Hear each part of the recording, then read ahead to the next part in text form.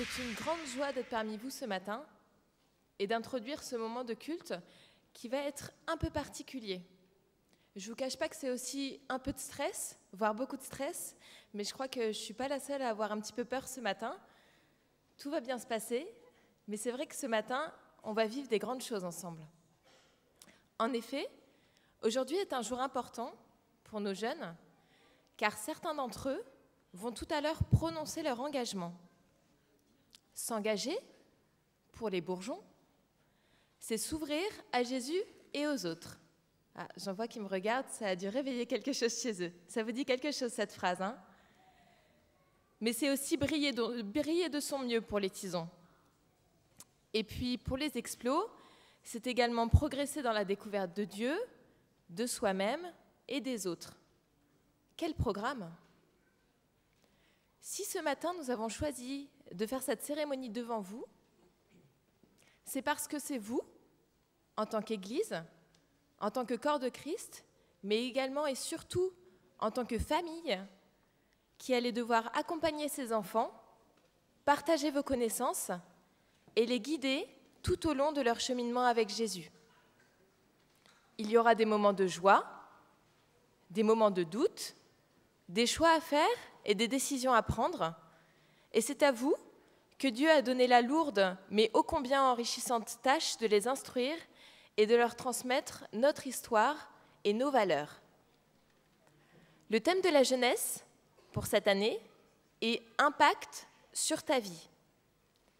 Et tout comme l'engagement que vont prendre nos jeunes tout à l'heure aura un impact sur leur vie, sur leurs amis, sur leurs frères et sœurs et sur leur famille tout entière, nous voulons ce matin nous plonger dans l'histoire d'un homme sur qui Dieu a eu un impact tout particulier et qui a changé sa vie et qui lui a permis à son tour de changer la vie de bon nombre de personnes.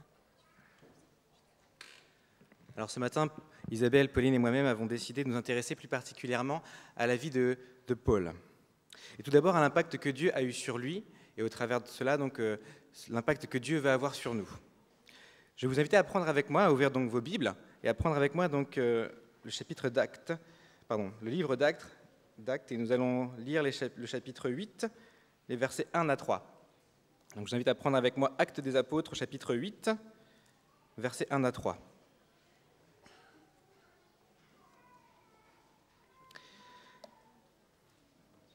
Donc chapitre 8, Saul avait approuvé le meurtre d'Étienne.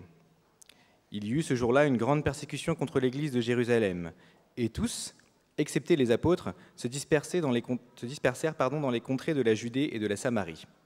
Des hommes pieux ensevelirent Étienne et le pleurèrent à grand bruit. Saul, de son côté, ravageait l'église. Pénétrant dans les maisons, il en arrachait hommes et femmes et les faisait jeter en prison. Alors, résumons un tout petit peu ce qui s'est passé un peu avant. Donc, Étienne était l'un des nombreux disciples que la parole avait touché. Il voulait également la répandre, et sa relation avec Dieu était telle qu'il accomplissait, donc, comme on peut le lire au chapitre 6, verset 8, il accomplissait de grands prodiges et des grands miracles. Mais de faux témoignages l'ont fait arrêter et présenter devant le Sanhédrin, pour finir finalement par être lapidé. Un détail d'ailleurs est mentionné et a toute son importance lors de cette lapidation. Acte 7, verset 58, les témoins déposèrent leurs vêtements aux pieds d'un jeune homme nommé Saul. Et le début d'Acte 8 nous le confirme, Saul avait effectivement approuvé cette lapidation. Et il n'en était pas resté là, le verset 3 nous le dit, il ravageait l'église. Avançons encore un petit peu sur la description de certains Saul, et je vous invite à prendre avec moi ce qu'il dit de lui-même, toujours dans les livres des Actes, au chapitre 26. Donc Acte 26, je vais vous inviter à lire avec moi volontairement quelques versets au travers de ce qu'il dit. Donc, chapitre 26, je vais vous lire les versets 4 et 5, et nous continuerons également les versets 9 à 11. Donc, Acte 26, versets 4 et 5. « Ma vie, dès les premiers temps de ma jeunesse, est connue de tous les Juifs, puisqu'elle s'est passée à Jérusalem, au milieu de ma nation. Ils savent depuis longtemps, s'ils veulent le déclarer, que j'ai vécu en pharisien, selon la secte la plus rigide de notre religion. » Je continuerai donc au verset 9 à 11. « Pour moi, j'avais cru devoir agir vigoureusement contre le nom de Jésus de Nazareth. C'est ce que j'ai fait à Jérusalem. J'ai jeté en prison plusieurs des saints, ayant reçu ce pouvoir de principaux sacrificateurs. Et quand on les mettait à mort, je joignais mon suffrage à celui des autres. Je les ai souvent châtiés dans toutes les synagogues et je les forçais à blasphémer. Dans mes excès de fureur contre eux, je les persécutais même jusque dans les villes étrangères. Voilà donc un homme, Saul, un homme juif appliqué dans sa foi et impliqué dans sa société de l'époque, puisqu'il se décrit comme ayant vécu en pharisien. Il est plein de zèle, et comme il ne pense pas mais sait être dans le droit chemin, il se doit d'aller loin sur le plan physique, également sur le plan géographique, pour redresser ceux qu'il pense être des fauteurs de troubles. Chers frères et sœurs, combien de fois pensons-nous nous aussi avoir la vérité ? Cette vérité qui dépasse toutes celles des autres. Et puisque nous savons que nous avons raison, eh bien, nous nous octroyons des droits. C'est par exemple au travail, lorsque nous pensons avoir mieux compris l'objet de la réunion que les autres. Alors, nous coupons la parole et nous continuons à parler sans même nous en apercevoir. C'est aussi lorsque nous prenons la route en voiture et que connaissant mieux le code de la route que les autres, eh bien non, je ne laisserai pas passer cette personne qui vient de la gauche parce qu'elle n'a pas mis son clignotant. Eh bien, c'est dans toutes ces choses, dans toutes ces situations, où nous pensons parfois par nous-mêmes, et parfois même pensant agir au nom de Dieu, qu'il nous faut bien au contraire tendre l'oreille. En effet, Dieu nous appelle. Il nous dit quelle voie suivre. Il est constamment en train de nous suggérer la bonne voie. Mais c'est à nous de savoir écouter. Je vous invite à prendre un dernier texte de cette partie, toujours dans Actes des Apôtres, et cette fois je vous invite à prendre le chapitre 9 avec moi. Donc Actes des Apôtres, chapitre 9, et nous lirons les versets 1 à 5.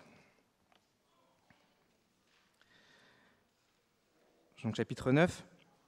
Cependant, Saul, respirant encore la menace et le meurtre contre les disciples du Seigneur, se rendit chez le souverain sacrificateur et lui demanda des lettres pour les synagogues de Damas, afin que s'il trouvait des partisans de la nouvelle doctrine, hommes ou femmes, il les amène liés à Jérusalem. Comme il était en chemin et qu'il approchait de Damas, tout à coup une lumière venant du ciel resplendit autour de lui. Il tomba par terre et il entendit une voix qui lui disait « Saul, Saul, pourquoi me persécutes-tu » Il répondit « Qui es-tu, Seigneur » Et le Seigneur dit « Je suis Jésus que tu persécutes. » Saul n'entendait pas, ou il n'écoutait pas la voix de Dieu, qui lui disait qu'il était dans l'erreur, qu'il allait trop loin. Dieu a donc pris les devants, et de manière incroyable. Tout comme Saul, parfois nous aussi nous avons du mal à laisser Dieu entrer dans nos vies. Nous sommes tellement sûrs de nous que ce n'est même plus une option. Pourtant, Dieu se fait entendre tout le temps, à toute heure du jour et de la nuit. Cela peut être au travers d'une chanson, au travers d'une parole d'un ami, ou même parfois au travers d'une parole d'un inconnu. Pour Saul, Dieu s'est révélé à lui de manière fulgurante et si puissante qu'il en devint aveugle. Mais cela, ce n'était que le début du commencement de ce changement qui allait débuter en lui.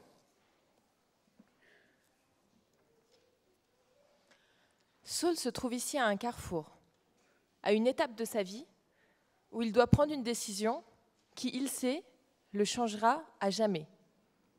Dieu s'est révélé à lui, bousculant toutes ses certitudes, et il ne peut ignorer cette puissance, cette lumière, qui lui ouvre de nouvelles perspectives et qui met l'accent sur des vérités qu'il avait toujours refusées. Nous passons alors d'un Saul orgueilleux de la tâche que les membres du Sanhédrin lui avaient confiée, et sûr de lui, à un Paul complètement perdu, bouleversé par tant de révélations, ne sachant que faire et à qui se confier.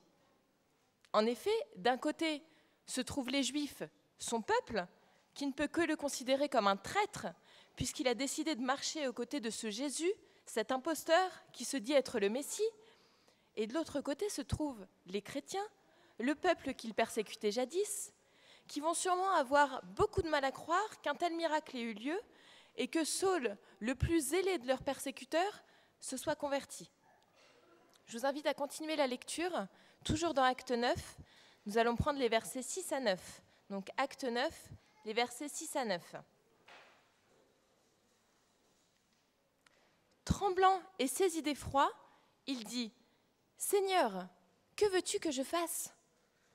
Et le Seigneur lui dit Lève-toi, entre dans la ville, et on te dira ce que tu dois faire. » Les hommes qui l'accompagnaient demeurèrent stupéfaits. Ils entendaient bien la voix, mais ils ne voyaient personne. Saul se releva de terre, et quoique ses yeux fussent ouverts, il ne voyait rien. On le prit par la main, et on le conduisit à Damas. Il resta 3 jours sans voir, et il ne mangea ni ne but. Non seulement Paul est perdu, mais il est désorienté, et il est en position évidente de faiblesse. Contrairement à son habitude, il ne maîtrise absolument pas la situation.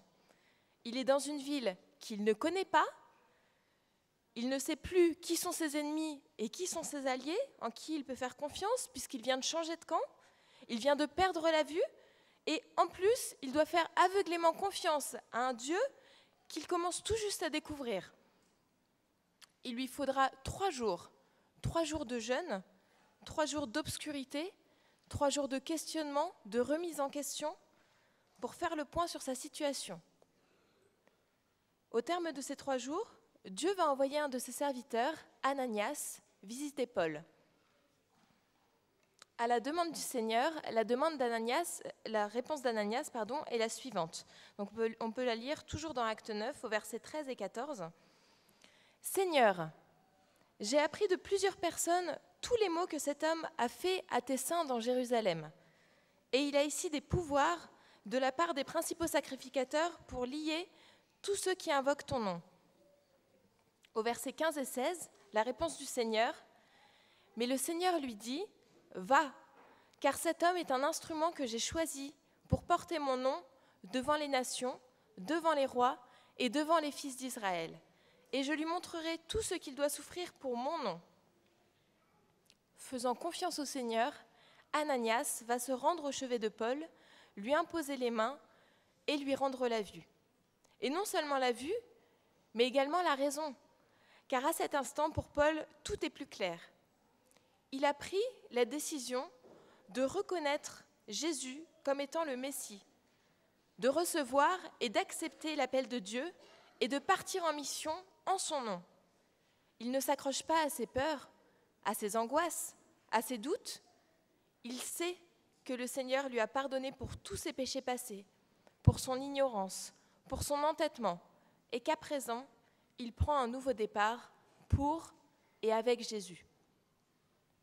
Combien de fois sommes-nous également aveuglés par nos propres désirs, nos propres envies ? Combien de fois nous disons-nous que c'est trop tard, que nous avons été trop loin, que nous ni personne ne pouvons rien y changer ? Combien de fois nous complaisons-nous dans nos petits défauts, en nous disant que ce n'est pas grave, ça n'est pas bien méchant ?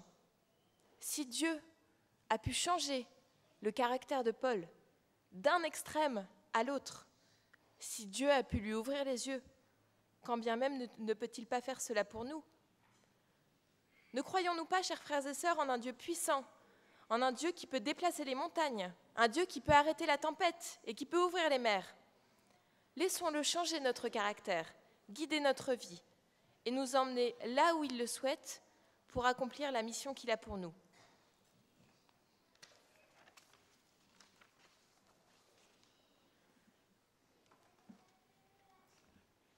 Pauline et David viennent de nous dire que Paul a fait le choix, a pris la décision de suivre Jésus et de lui faire confiance. Eh bien, il y a une vingtaine de jeunes de notre église ce matin qui ont fait ce même choix. Et nous allons dans un premier temps procéder à la visitation des bourgeons. Ils sont tout petits, mais vous savez, ils savent déjà ce qu'ils font. Et ils sont nombreux, mais nous avons voulu que chacun, à leur tour, ils prennent leur choix, parce que je crois que c'est vraiment un moment très important pour eux. Alors, je vais pousser la table.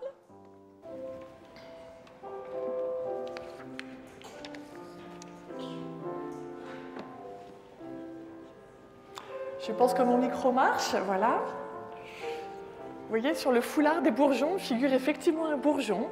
Un bourgeon, c'est tout petit, mais un bourgeon, c'est aussi promesse de vie, promesse de croissance. Et ils vont venir chacun leur tour prendre leur choix. Alors, je vais d'abord appeler Céleste, si tu veux bien venir avec moi. Voilà, alors Céleste, tu te mets au milieu. Tu vas mettre ta main droite sur le drapeau, parce que ce drapeau représente tout le groupe des bourgeons. Et tu vois, je vais te donner la main gauche et tu vas me donner la main gauche. parce que la main gauche est la main du cœur.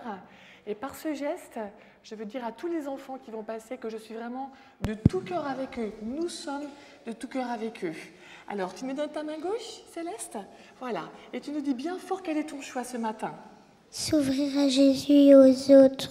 Merci beaucoup, Céleste. Que Jésus t'accompagne dans ce choix. Tu vas descendre pour avoir ton foulard et ton insigne. Je vais appeler Orlane maintenant. Tu me rejoins, Orlane? Bonjour, Orlane. On va faire la même chose. Tu mets ta main droite ici, tu me donnes ta main gauche et nous t'écoutons. S'ouvrir à Jésus et aux autres. Eh bien, que Jésus t'accompagne, Orlane, dans ce choix. Je vais inviter Billy à me rejoindre. Bonjour, Billy. Voilà, tu viens à mes côtés? Voilà. Oui, Attends, c'est bien, vous voyez, ils sont pressés de le faire. Tu vas me donner ta main? Voilà, ben donne-moi tes deux mains. Regarde, on tient les mains ensemble. à Jésus et aux autres. Merci, Billy, et que Jésus t'accompagne dans ce choix. Je vais inviter Florian à me rejoindre. Bonjour, Florian. Florian est un petit peu plus grand. Voilà, tu vas mettre ta main droite sur le drapeau. Tu vas me donner ta main gauche. Et on t'écoute bien fort, Florian. S'ouvrir à Jésus et aux autres. Merci, Florian. Que le Seigneur t'accompagne dans ce choix que tu fais. Joachim. Bonjour, Joachim. Alors, tu vas tenir le drapeau parce que tu veux appartenir à toute l'équipe des bourgeons. Et tu vas me donner ta main. Voilà. On t'écoute, Joachim. S'ouvrir. Jésus et aux autres. Oui, merci Joachim, que le Seigneur t'accompagne dans ton chemin. Je vais inviter Lies. Bonjour Lies. Tu vas mettre ta main droite sur le drapeau, et tu me donnes ta main gauche, et on t'écoute Lies. S'ouvrir à Jésus et aux autres. Et bien que le Seigneur t'accompagne Lies, dans ton choix. Lisa, tu me rejoins Lisa? Bonjour Lisa. Tu vas tenir le drapeau avec ta main droite, voilà. Et tu me donnes ta main gauche, parce que je suis de tout cœur avec toi. Et la main gauche est la main du cœur. On t'écoute. S'ouvrir à Jésus et aux autres. Eh bien, que Jésus t'accompagne, Lisa, dans ce choix que tu fais. Sarah, maintenant? Bonjour Sarah. Voilà. Tu vas mettre ta main droite sur le drapeau, et tu me donnes ta main gauche. Et on écoute quel est ton choix. S'ouvrir à Jésus et aux autres. Eh bien, que le Seigneur soit avec toi, Sarah. Tu peux descendre pour aller prendre ton foulard et ton insigne. Je vais appeler Lucie maintenant. Bonjour Lucie. Tu vas mettre ta main droite sur le drapeau. Voilà. Tu me donnes ta main gauche. Voilà. Et je t'écoute. S'ouvrir à Jésus et aux autres. Merci Lucie. Que Jésus t'accompagne. Je vais inviter Gabriel à venir. Bonjour Gabriel. Tu mets ta main droite sur le drapeau et tu me donnes l'autre main. Et on t'écoute bien fort. S'ouvrir à Jésus et aux autres. Eh bien, que le Seigneur soit avec toi, Gabriel. Il y a maintenant Jéwel. Bonjour. Tu vas mettre ta main sur le drapeau. Voilà. Et tu me donnes l'autre main. Voilà. Et on t'écoute. S'ouvrir à Jésus et aux autres. Eh bien, que le Seigneur t'accompagne dans ce choix que tu fais. Et enfin, Wyclef. Bonjour Wyclef. Voilà, tu mets la main là, tu me donnes l'autre. Et nous t'écoutons. S'ouvrir à Jésus et aux autres. Merci beaucoup, Wyclef. Voilà, nous pouvons nous réjouir de ce choix que ces petits font, mais un choix qui est important pour eux. Ils font maintenant pleinement partie de l'équipe des bourgeons. Ils reçoivent un drapeau, un insigne. C'est un signe distinctif qui leur permet de s'identifier au groupe. Et quand Wyclef va avoir reçu son foulard, eh bien, les bourgeons vont se présenter tous devant vous et vont chanter leur chant des bourgeons.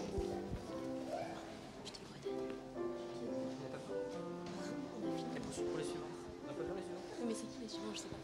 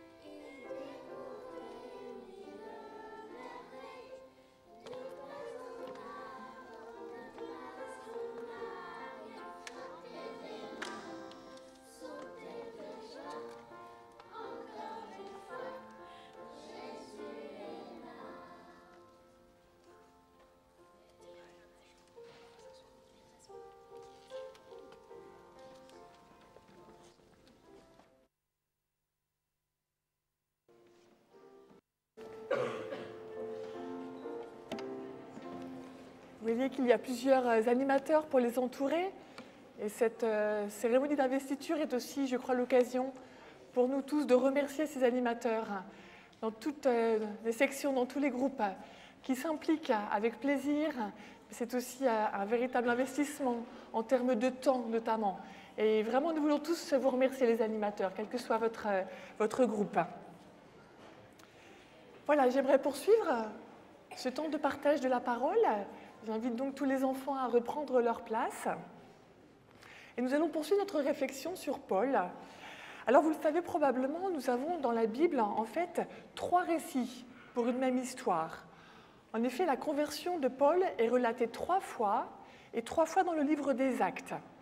La première fois, on trouve ce récit dans Acte 9, les versets 3 à 19. Et la conversion de Paul est donnée là sur le mode du récit. La deuxième fois, on la trouve dans Acte 22, les versets 1 à 16. Et cette fois, nous avons ce récit de la bouche même de Paul lors d'un discours aux Juifs de Jérusalem à l'occasion de son arrestation. Et la troisième fois, le récit se trouve dans Actes, au chapitre 26, les versets 9 à 18. Et là encore, ce récit vient de la bouche même de Paul, et cette fois devant Agrippa, lors de sa comparution en justice. Alors, c'est donc l'auteur du livre des Actes, Luc, qui met en scène et qui décrit la conversion de Paul les 3 fois. Et on peut donc en conclure que cet événement a une importance considérable aux yeux de l'auteur, pour qu'il y revienne à 3 reprises et pour qu'il en fasse 3 récits distincts. Alors il est très intéressant de les lire attentivement et de les comparer. Nous ne pourrons pas le faire en détail ce matin, mais j'aimerais quand même parcourir ces 3 récits avec vous. Il y a des ressemblances essentielles, fondamentales entre ces 3 récits, mais aussi quelques différences. Elles se remarquent surtout dans des précisions qui ne sont pas très importantes, qui n'ont pas une grande signification, mais surtout dans l'équilibre général du récit, et notamment dans la dernière partie du récit. En fait, et on va le voir ensemble, on a le sentiment qu'au fur et à mesure de ces 3 récits, les circonstances de l'événement et ses conséquences, à savoir le fait que Paul perde la vue, l'ordre d'aller à Damas, l'intervention de ses compagnons de route, l'intervention d'Ananias, eh bien, on a l'impression que progressivement, au fil de ces 3 récits, eh bien, ces détails perdent de l'importance, mais que le sens spirituel de l'événement en prend davantage. En effet, la conversion de Paul paraît tout orientée vers la mission qui lui est confiée. L'accent est donc mis sur l'impact que l'événement a eu sur sa vie. C'est le thème de l'année des jeunes, et j'aimerais donc à mon tour tirer quelques enseignements pour vous de ce récit, mais aussi pour les jeunes et pour nous tous. Alors je vous invite à ouvrir le premier récit. Il se trouve dans Acte 9, les versets 3 à 19. Il est donc relativement long, 16 versets. Il est fait sur le mode du récit, et c'est à Ananias seulement que Dieu confie le sens profond de l'appel de Paul. Nous pouvons lire le verset qui me semble central, qui a été lu tout à l'heure par Elisa, le verset 15. Je vous invite à le prendre. Acte 9, verset 15. « Cet homme est l'instrument que j'ai choisi pour porter mon nom devant les nations et les rois, comme devant les Israélites. » Paul est donc appelé à porter le nom de Dieu devant les Israélites, mais dès ce verset, on ne peut s'empêcher de remarquer que la mission qui lui est confiée est bien plus vaste que ça. Elle est universelle. Et le mot que j'ai choisi de retenir ce matin pour vous, les bourgeons, les tisons, les explos, mais aussi les plus grands, c'est le mot « instrument ». Voici le premier impact que l'intervention de Dieu a eu dans la vie de Paul. Il fut appelé à être un instrument. Alors, au sens propre, je suis sûre que vous tous, les enfants, vous savez bien ce que c'est un instrument. C'est un outil. Au sens figuré, un instrument, c'est une personne qui sert à produire un effet, à parvenir à une fin, à atteindre un objectif. Autrement dit, s'engager, comme les bourgeons l'ont déjà fait et comme les plus grands vont le faire dans quelques minutes, c'est accepter d'être un moyen choisi par Dieu pour avoir un effet, pour accomplir une mission, être un instrument. Le deuxième récit est plus court que le premier, je vous invite à le prendre maintenant. On le trouve dans Acte 22, les versets 6 à 16. vous invite donc à tourner quelques pages. Nous n'avons pas le temps de le lire entièrement. Je vous invite peut-être à le faire plus tard. Et vous constaterez que le rôle d'Ananias y est décrit plus brièvement. Mais cette fois, c'est lui, Ananias, qui fait savoir à Paul quelle sera sa mission. Et j'aimerais là encore lire le verset qui me semble être au cœur de ce passage, le verset 15, Acte 22, verset 15, si vous voulez bien le prendre. La mission donc de Paul, c'est être témoin devant tous les hommes de ce qu'il a vu et entendu. Il est intéressant de noter que dans ce deuxième récit, la mission de Paul est confirmée aussitôt après par une autre vision qu'il reçoit dans le temple de Jérusalem et qui est rapportée donc tout de suite après au verset 17 à 21. Donc il y a un ajout par rapport au premier récit. Et cette vision se termine sur les mots « Je t'enverrai au loin vers les non-juifs ». Alors, les deux mots que j'aimerais retenir pour vous ce matin, les jeunes, sont les mots témoin, le mot témoin et le mot envoyé. Un témoin, c'est quelqu'un qui a vu quelque chose, qui a vécu une expérience et qui certifie, qui sert de preuve, qui démontre quelque chose avec assurance. Un témoin, pour ceux qui sont amateurs de sport et d'athlétisme en particulier, vous savez aussi peut-être que c'est le bâton que les athlètes, lors des relais, se transmettent les uns aux autres. S'engager, c'est donc accepter d'être envoyé par Dieu et certifier avec assurance de ce qu'il est et de ce qu'il fait pour nous. Voici un autre aspect de l'impact de Dieu dans notre vie. Être un instrument, être un témoin qui est envoyé. Le troisième récit, la conversion de Paul, est encore plus court et encore plus concis que le premier et le deuxième. On le trouve dans Acte 26, les versets 12 à 18. Et là, je vous invite de nouveau à le prendre. Et cette fois, Ananias n'est même plus mentionné. L'accent est mis sur le chemin de Damas. Et la mission de Paul va vraiment prendre toute sa place à la fin du récit, parce que cette fois, elle est donnée, non pas par Ananias, mais elle est rapportée directement par Dieu à Paul sur la route. Cette mission, elle est définie au verset 16 à 18. Et par rapport au nombre de versets du récit, en fait, la mission occupe un nombre proportionnellement très important de versets. Et donc, je crois qu'on peut dire que ce texte développe davantage encore le thème de la vocation de Paul. Et là encore, j'aimerais lire avec vous le cœur de ce récit, et c'est le verset 16 cette fois. Dieu va dire à Paul, « Lève-toi, tiens-toi sur tes pieds. Voici en effet pourquoi je te suis apparu. Je te destine à être serviteur et témoin de ce que tu as vu de moi. » Il est intéressant de noter qu'on trouve dans ce texte plusieurs allusions à d'autres récits de vocation de l'Ancien Testament. Par exemple, Dieu avait dit à Ézéchiel, quand il l'avait envoyé en mission, « Tiens-toi sur tes jambes ». Et là, il dit à Paul, « Tiens-toi sur tes pieds ». Dieu avait recommandé à Jérémie de ne pas avoir peur parce qu'il le délivrerait. Et au verset 17 du chapitre 26 des Actes, Dieu va dire exactement la même chose à Paul.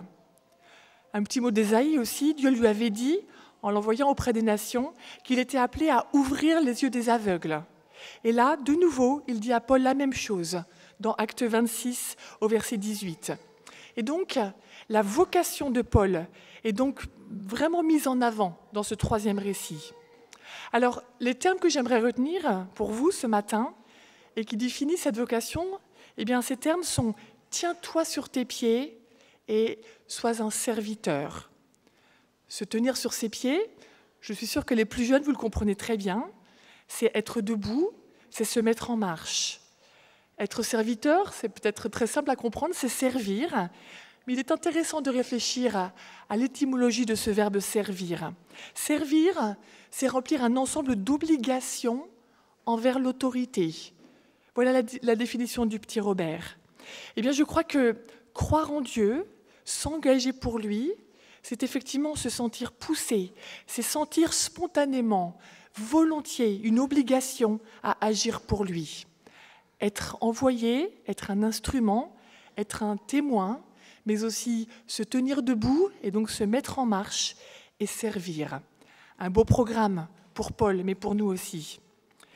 Finalement, en étudiant ces 3 récits, on a le sentiment que l'aspect historique et chronologique de ce qui s'est passé n'est pas très important. Tout revient à l'envoi en mission de Paul. C'est donc bien plus qu'une conversion qui s'est jouée sur la route de Damas.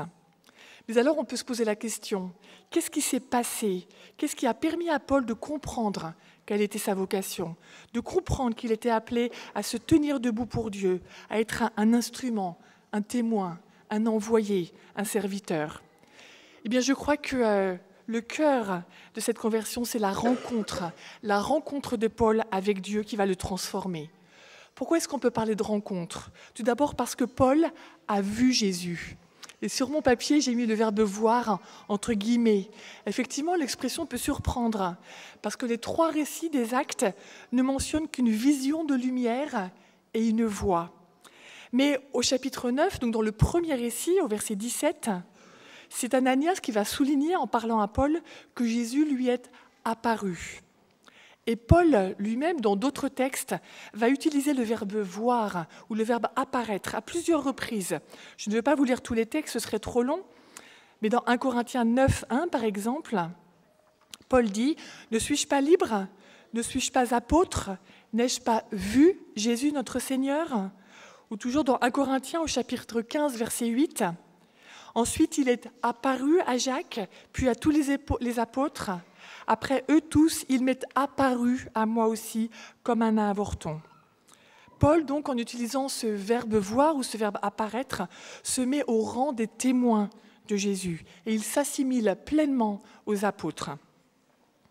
Deuxièmement, c'est une rencontre parce que je crois que Paul a accepté de se laisser choisir à cette occasion.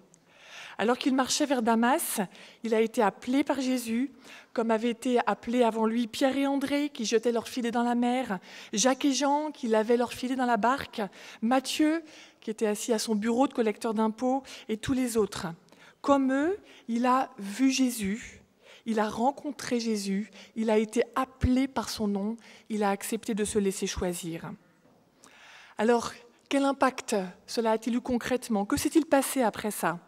En quoi peut-on dire que réellement Paul s'est mis debout, s'est mis en marche? En quoi est-il devenu un instrument, un témoin, un envoyé, un serviteur? Eh bien, dans Acte 9, verset 20, donc aussitôt après le premier récit de la conversion de Paul, nous lisons qu'il s'est mis à proclamer que Jésus est le Fils de Dieu. Il n'a pas attendu, il l'a fait immédiatement. Et puis au verset 28, on voit qu'il s'est rapidement mis à parler avec assurance. Et vous connaissez la suite. Je ne vais pas pouvoir développer très longtemps, mais vous savez qu'il va effectuer plusieurs voyages.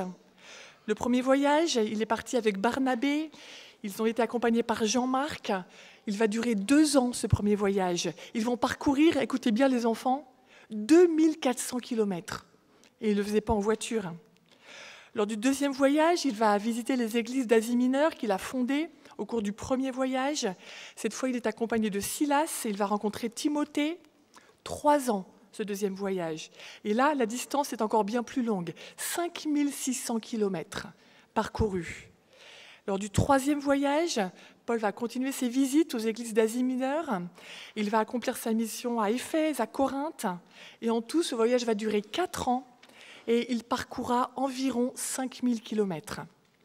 Alors, sans relâche, Paul s'est rendu de ville en ville, à pied, en bateau, à cheval. Il a rencontré des épreuves, mais il avait un objectif qui était prioritaire pour lui, c'était parler de Dieu, témoigner, fonder des églises. On peut dire que l'acceptation de la mission et l'engagement de Paul ont encore des effets bientôt 2000 ans après, puisqu'aujourd'hui nous en parlons, et il est un exemple pour nous. Un engagement avec Dieu et pour Dieu a souvent une portée bien plus importante que nous le pensons et même que nous l'imaginons. Répondre à l'appel de Dieu en s'engageant, c'est donner une toute autre dimension, une toute autre portée à notre vie. Alors finalement, l'histoire qui s'est jouée ce jour-là sur le chemin de Damas, elle ressemble beaucoup à notre propre histoire, à votre histoire les enfants aussi. Quelqu'un est là, sur notre chemin, que nous ne voyons pas, peut-être, en tout cas pas de façon physique, mais il est une véritable présence. Quelqu'un est là, il nous éclaire, il nous appelle par notre nom, Il veut instaurer avec chacun d'entre vous, chacun d'entre nous, une relation vivante et nous confier une mission. Comme Paul, nous sommes, nous adultes, et vous êtes, vous les enfants, appelés à vous mettre en marche, à être des instruments, des témoins, des serviteurs, des envoyés, pour que le nom de Jésus soit connu de tous. Et je souhaite effectivement que le choix que vous prenez aujourd'hui, l'engagement que vous prenez, puisse avoir cet impact sur votre vie. Que le Seigneur vous bénisse tous dans ce sens. Amen.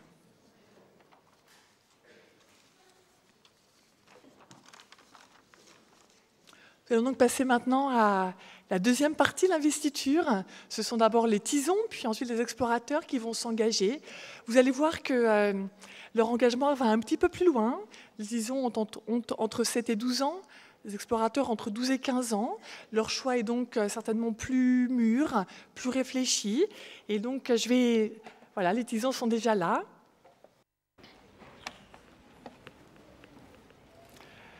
Nous allons prendre le drapeau.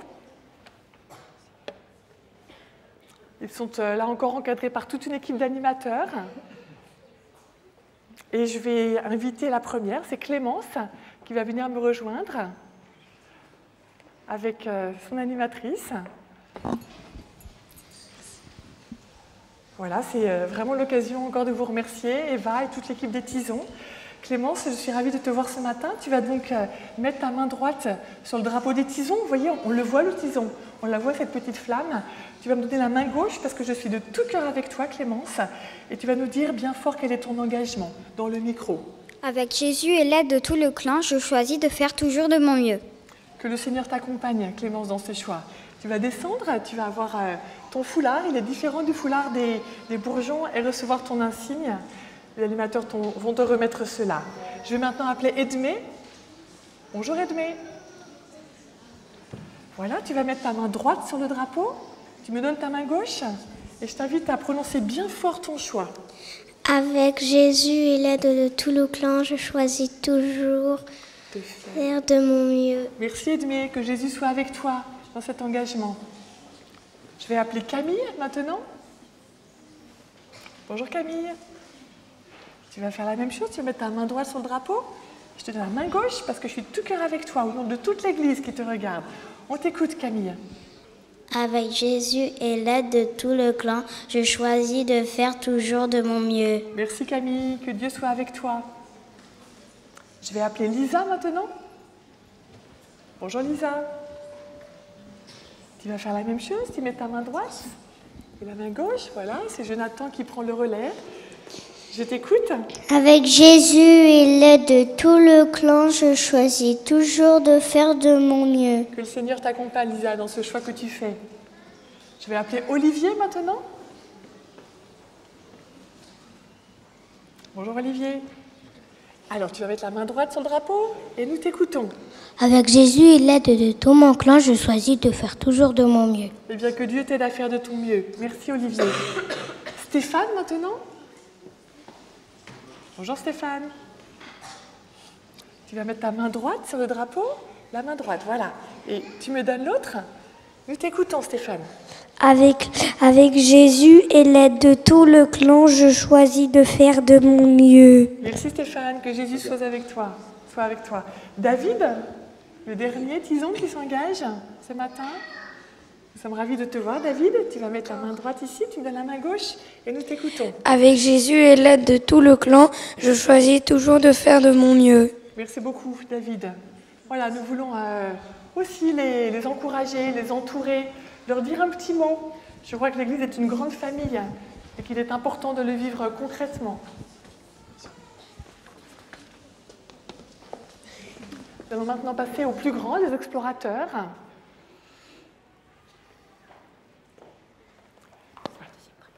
Qu'est-ce qu'il y a ? Alors, voilà.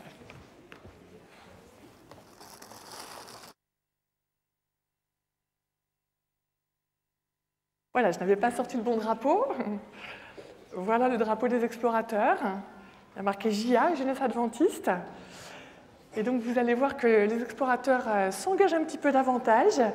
Et Ils sont entourés d'animateurs qui parfois débutent dans l'animation et qui n'ont parfois pas eu l'occasion donc de participer aux activités de jeunesse et qui ont choisi eux aussi de s'engager parce qu'ils veulent pleinement appartenir à la troupe Explo. Et je crois que si nous respectons l'ordre alphabétique, c'est un animateur qui va commencer. Non, d'accord. Alors on va commencer par Anne-Laure, c'est ça? Voilà. Donc ils sont un peu plus grands, ils ont des caractères déjà, ils ont chacun des spécificités. Et en fait, pour vous les présenter un peu plus, parce que je pense qu'ils sont maintenant bien grands, vous allez plus facilement les croiser aussi dans l'église. Vous les voyez parfois aussi le matin, ils aident pour l'histoire. Et donc j'ai décidé de vous les présenter. Alors j'ai juste une petite phrase par personne. Alors Anne-Laure, c'est quelqu'un qui est très sportive. Et je vous conseille, si un jour vous jouez avec elle à la balle aux prisonniers, mettez-vous dans son équipe. Très bien. Anne-Laure, quel est ton engagement ce matin? Avec l'amour de Christ, votre aide est dans la joie. Je m'engage en tant qu'explorateur JA à progresser dans la découverte de l'autre, de Dieu, de moi-même et de la nature en m'appuyant sur nos repères. Merci Anne-Laure, que le Seigneur t'accompagne dans cet engagement. Nous sommes ravis de t'avoir parmi nous ce matin. Tu peux descendre et tu vas voir ton insigne. Je vais appeler maintenant Elisa. Elisa. Alors Elisa, c'est quelqu'un de toujours souriante. Elle est très attentive aux autres. Et je trouve qu'elle est bien élevée. Elisa, nous t'écoutons. Quel est ton engagement ce matin? Avec l'amour de Christ, votre aide est dans la joie. Je m'engage en tant qu'explorateur JA à progresser dans la découverte de Dieu, de l'autre, de moi-même, de la nature, en m'appuyant sur nos repères. Merci Elisa, que le Seigneur t'accompagne dans ce choix que tu fais ce matin. Clarisse. J'invite Clarisse à venir. Alors Clarisse, c'est la grande copine d'Elisa. C'est quelqu'un qui est toujours très volontaire. Elle aime apprendre. Elle lit tout le temps dans les transports en commun. Elle lit tout le temps. Clarisse, nous t'écoutons. Avec l'amour de Christ, votre aide est dans la joie. Je m'engage en tant qu'explorateur JA à progresser dans la découverte de l'autre, de Dieu, de moi-même et de la nature en m'appuyant sur nos repères. Merci Clarisse, que Jésus soit avec toi dans cet engagement que tu prends ce matin. Enzo.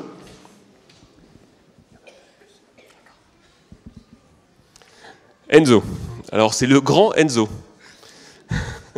T'as pris 5 cm, c'est ça cet été? Plus.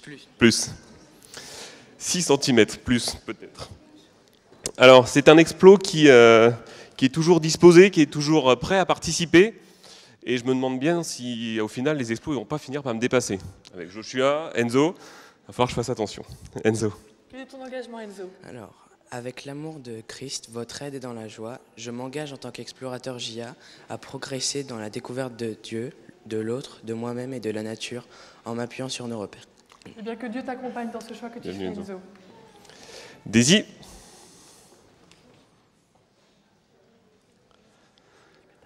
Alors Daisy, c'est quelqu'un qui est très ponctuel.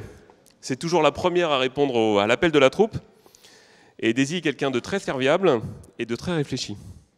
Quel est ton engagement, Daisy, ce matin?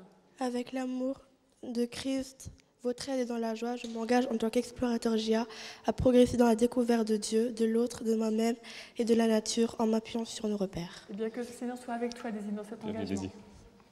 Robin.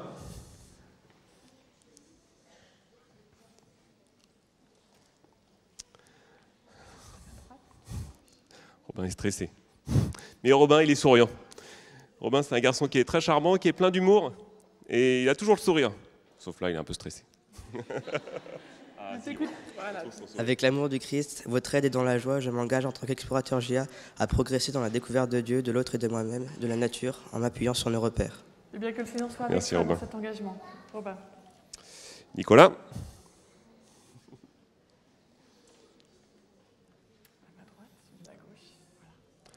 Alors Nicolas, c'est un explo qui est très enthousiaste, qui est très attachant.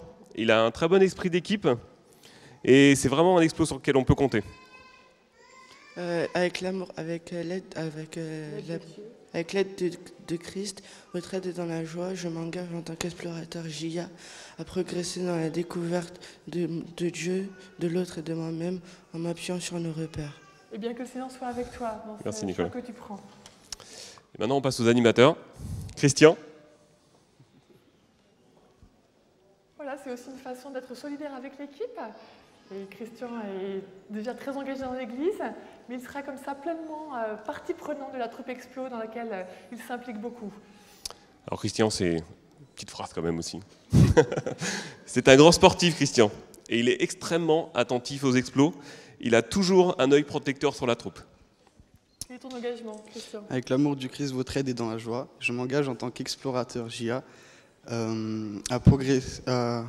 la découverte de Dieu, de l'autre, de moi-même et de la nature, en m'appuyant sur nos repères. Merci Christian. Vous voyez que c'est stressant d'être là, même pour les grands. Merci Christian, que Dieu soit Anne. avec toi.